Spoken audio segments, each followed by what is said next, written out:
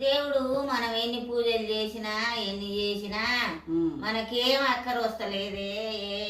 ఎప్పుడు ఏదన్నా ఒకటి వస్తూనే ఉంది. హాస్పిటల్ పాలవుతున్నాము. ఎప్పుడు మందులు తెచ్చుకోడు, ఆ గోళీలకి అవుతున్నాయి.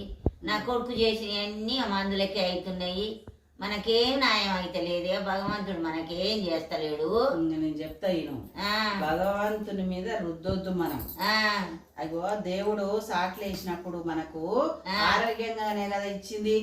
పుట్టినాడు షుగర్ ఉందా, కాళ్ళ నొప్పులు ఉన్నాయా, ఏమున్నాయి, నిమ్మలంగా కష్టం చేసుకొని బతుకురా అని భూమి మీద వేసిండు. మళ్ళా మనము తినే తిండి మంచిగా లేదా, చేసే పనులు చక్కగలే, తాగొద్దంటే తాగుతుండ్రి, ఆ గలీజ్ తిండి బయట తినొద్దంటే తింటుండ్రి, ఇల్లు శుభ్రంగా ఉంచుకోరైరి, ఇంటి చుట్టూ చెత్త వేస్తుండ్రి, రోగాలని మనకు వస్తున్నాయి. దేవుడు ఏం చేస్తుండు మళ్ళా అట్టనా చేస్తుండ దేవుడు మళ్ళా.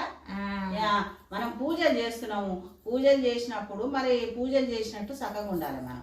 ఇప్పుడు మనం చేసేది కాక దేవునికి కూడా రోగాలు వచ్చేటట్టు చేస్తున్నాం మనం. ఎట్టనట్టు చెప్పనా, ఇప్పుడు దేవుడి దగ్గరికి పోతాం, ఇంత స్వీట్ అన్నం వండుకపోయి పెడతాం. నువ్వు పెడితివి, నేను పెడితే, ఆమె పెట్టి, ఈమె పెట్టి, ఎన్నేం తింటాడు దేవుడు? దేవుడికి షుగర్ రాదా అట్లా స్వీట్లు తింటే? అట్టనా మళ్ళీ ఆయనకు అభిషేకాలు చేస్తాం. రోజు నెయ్యితోటి చేస్తాం, పెరుగుతోటి చేస్తాం, పాలతోటి చేస్తాం, తేనెతోటి చేస్తాం.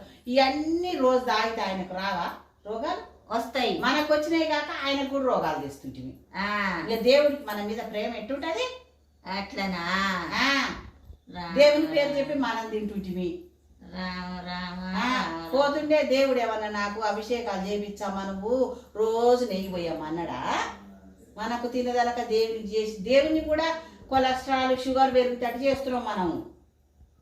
దేవుని ఎప్పుడు పొద్దున్న లేస్తే కోరుకు మొక్కుడేనా? ఆయనకి ఏమైనా సుఖం ఉండిస్తున్నావా? మనం పండుకొని ఇస్తున్నావా?